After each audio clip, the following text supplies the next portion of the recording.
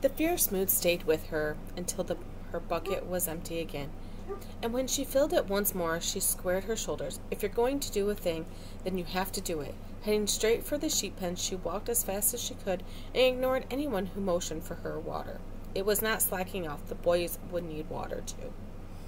At the pens, the dozen or so boys waiting to move sheep gave her surprised looks when she offered the dipper, and some said they could get water when they went to the river, but she kept on.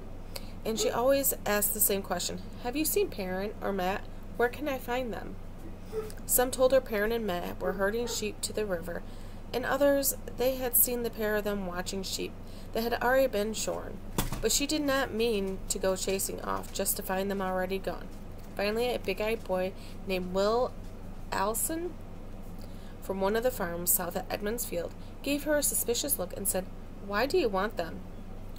Some girls say Will was pretty, but Egwin, she thought his ears looked funny. She started to give him a level look, then thought better of it. "I need to ask them something," she said. It was only a small lie. She really did hope one of them would lead her to some answers. He said nothing for a long time, studying her, and she waited. "Patience is always repaid," Elisa often said. Too often. She wished she could forget Elisa's sayings. She tried to forget, but kicking Will's shins would not get what she wanted from him, even if she did deserve it. "They're over behind that far pen," he said, finally jerking his head toward the east side of the meadow. "The one with the sheep that have Pat Alcarer's earmarks." The boys herding the sheep had to talk that way, even if it was not really proper, or no one would know whether they were talking about Pat Alcarer's sheep or Jack Alcarer's sheep, or belonging to one of the dozen Alcarers. "They're just taking a rest, mind you. Now, don't you go getting them in hot water or telling anybody different." "Thank you, Will," she said, just to show that she could be polite even to a woolhead. As if she would run carrying tales. He looked startled, and she thought about kicking his shins anyway. The large pen holding Pat Alcarer's shorn sheep was almost to the trees on the waterwood side of the meadow. Master Alcarer, a big black sheepdog, raised her head from where she was laying in front of the pen and watched Egwin approach. For a moment before setting back down, Egwin eyed the sheepdog warily. She did not like dogs very much, and they did not seem to care for her either. The dog went out of her head completely, though once she was close enough to see clearly, the split wooden railings of the pen gave little concealment. She could see a group of boys behind the pen. She could not really make out who they were, though.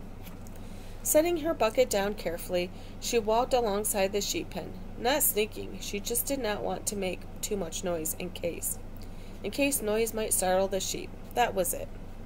At the corner of the pen, she peeked around the corner post. Perrin was there and Matt Calhoun, just as Will had said, and some other boys about the same age, all with their shirts unlaced and sweaty. There was Dave Aylan and Lem Thane, Bane Craw, Elm Daughtry, and Rand, a skinny boy almost as tall as Perrin, with his hands and feet were too big for his size. He could always be found with Matt or Perrin, sooner or later. Rand, who everybody said she would marry one day, they were talking and laughing and punching one another on the shoulder. Why do boys do that? Glowering, she pulled back from the corner post and leaned back against the railing.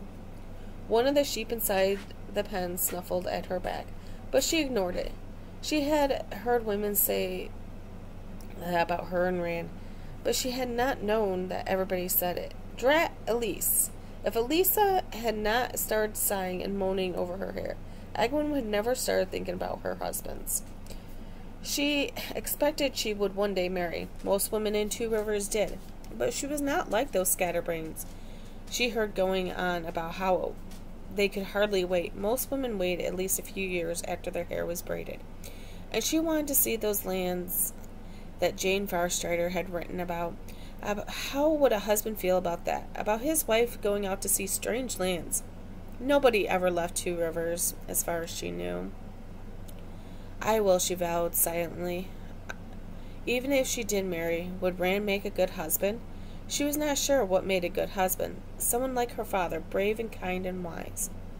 She thought Rand was kind. He had carved her a whistle once, and a horse, and he had given her eagle's black-tipped feather when she said it was pretty, though she still suspected he had wanted to keep it for himself. And he had watched his father's sheep in the pasture, so he had to be brave. The sheepdog would help if wolves came or a bear, but the boy watching had to be ready with his sling, or a bow if he was old enough. Only, she saw him every time he and his father came from their farm. But she did not really know him. She hardly knew anything about him. Now was as good a time any to start learning. She eased back to the corner post and peeked around it again. "I'd like to be a king," Rand was saying.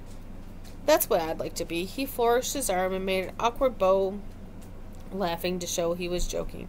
"A good thing, too," Egwene grimaced. "A king?" She studied his face. No, he was not pretty. Well, perhaps he was. Maybe it did not matter. But it might be nice to have a husband she liked to look at. His eyes were blue, no gray. They seemed to change while you watched. Nobody else in Two Rivers had blue eyes. Sometimes his eyes looked sad. His mother had died when he was little, and Egwene thought he envied boys who had mothers. She could not imagine losing her mother. She didn't even want to try. "A king of sheep?" Mat hooted. He was smaller than the others, always bouncing on his toes. One glance at his face, and you knew he was looking for mischief. He always looked for mischief, and usually found it. "Rand al'Thor, king of the sheep," Lem snickered. Bane punched him on the shoulder, and Lem punched Bane back, and they both snickered. Egwene shook her head. "It's better than saying you want to run off and never have to work," Rand said mildly. He never seemed to get angry. Not that she had seen, anyway. "How could you live without working, Mat?" "Sheep aren't so bad," Elam said, rubbing his long nose. His hair was cut short, and he had a cowlick that stood up at the back. He looked like a little sheep. "I'll rescue in Al Sadi, and she'll reward me," Mat shot back. "Anyway, I don't go around looking for work when there's more than enough work without looking for it." He grinned and poked Perrin's shoulder. Perrin rubbed his nose abashed. "Sometimes you have to be sensible, Mat," he said slowly. "Sometimes you have to think ahead." Perrin always talked slowly when he talked at all, and he moved carefully, as if he was afraid he might break something. Rand spoke before he thought. "Sometimes," and he always looked as though he was ready to start herring off non-stop until he caught the horizon.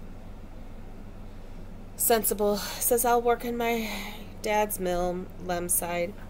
"Inherit it one day, I expect. Not too soon, I hope. I'd like to have an adventure first." "Wouldn't you, Rand?" "Of course," Rand laughed. "But where do I find an adventure in Two Rivers?" "There has to be a way," Ban muttered. "Maybe there's gold up in the mountains, or Trollocs." And he suddenly sounded as if he was not so certain about going up into the mountains. Did he really believe in Trollocs? "I want to have more sheep than anybody in the whole Two Rivers," Elam said stoutly. Mat rolled his eyes in exasperation. Dave had been sitting back on his heels listening, and now he shook his head. "You look like a sheep, Elam," he muttered, and at least she had not said it out loud. Dave was taller than Mat and stockier, but his eyes had the same light. His clothes had always been rumpled from something he should not have been doing. "Listen, I just got a great idea." "I just got a better one," Mat put in quickly. "Come on, and I'll show you." He and Dave glared at one another. Elam and Ban and Lem looked ready to follow either one, or both, if they could figure out how. Rand put a hand on Mat's shoulder. "Hold on. Let's hear these great ideas first." Perrin nodded thoughtfully. Egwene sighed. Dave and Mat seemed to compete to see who could get into the most trouble, and Rand might sound sensible, but when he was around the village, they often managed to pull him along too, and Perrin as well. The other three would fall in with anything at all, Mat or Dave suggested.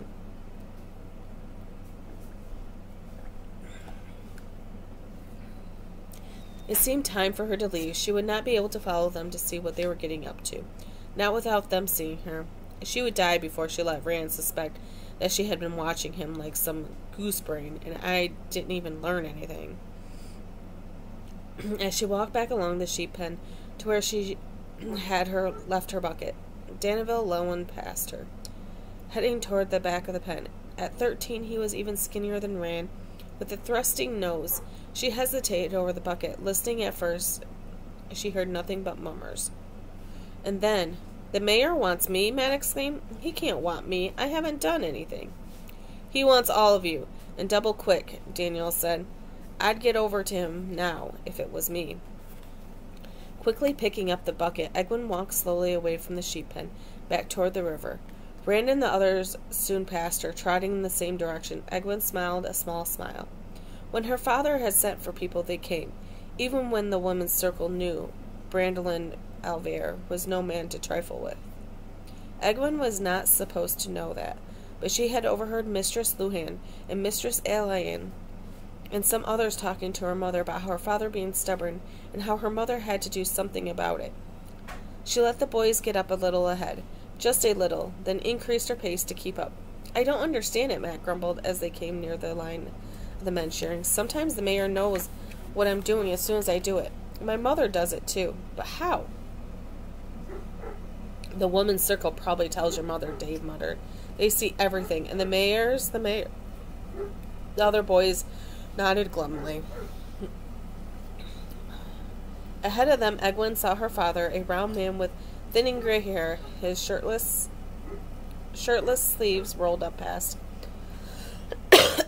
his shirt sleeves rolled up past his elbows, a pipe in his teeth, a set of shoes in his hand, and 10 paces off from the sheep shearers watching. The boys approached stood Mistress Calhoun, Matt's mother, flanked by her 2 daughters, Bodwin and Eldrin. Natty Calhoun was a calm, collected woman, and she would have to be with a son like Matt. And at the moment she wore a content smile. Bodwin and Eldrin were almost identical smiles. They watched Matt twice as hard as his mother did. Bode was not quite old enough to carry water yet, and it would be 2 years before Eldrin could. Rand and the others must be blind, Egwene thought. Anyone with eyes could see how Mistress Calhoun always knew. Mistress Calhoun and her daughters slipped away into the crowd, and the boys approached Egwene's father. None of the boys appeared to notice her. They all had eyes for no one but Egwene's father. All but Matt looked wary. He wore a big grin that made him look guilty of something, for sure. Rand's father glanced up from the sheep. He was bent over and caught Rand's hand with a smile, and made Rand at least seem less like a heroine ready to take flight. Egwene began offering water to the men shearing with her father, all of them on village council, while Master Cole appeared to be taking a nap with his back against a waist-high stone thrusting out of the ground. He was as old as wisdom, maybe older, though he still had all of his hair, white as it was, but the others were shearing, the fleece falling away from the sheep in the thick white sheets. Master Bew, the thatcher, gnarled man but spry, muttered under his breath as he worked, and the others did 2 sheep to his 1, but everyone else seemed caught up in their work. When a man was done, he let the sheep go to be gathered by the waiting boys and herded away, while another was to be brought to him. Egwene went slowly to have an excuse to linger. She was not really slacking. She wanted to know what was going to happen. Her father studied the boys for a moment, pursing his lips, and then said, "Well, lads, I know you've been working hard." Matt gave Rand a startled look, and Perrin shrugged his shoulders uncomfortably. Rand just nodded, but uncertainly. "So I thought maybe it might be time for that story I promised you." Her father finished. Egwene grinned. Her father told the best stories. Matt straightened up. "I want a story with adventure." The look he shot Rand this time was defiant. "I want Aesides and warders," Dave said hurriedly. "I want Trollocs," Matt added, and a false dragon." Dave opened his mouth and closed again without saying anything.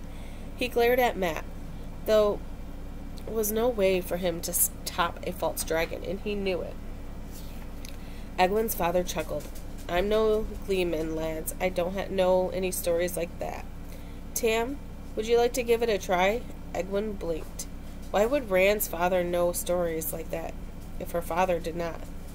Master L. Thor had been chosen to the council to speak for the farmers around Edmund's Field, but as far as she knew, All he had ever done was farm sheep and tobacco like everyone else. Master Alethor looked troubled, and Egwene began to hope he did not know stories like that.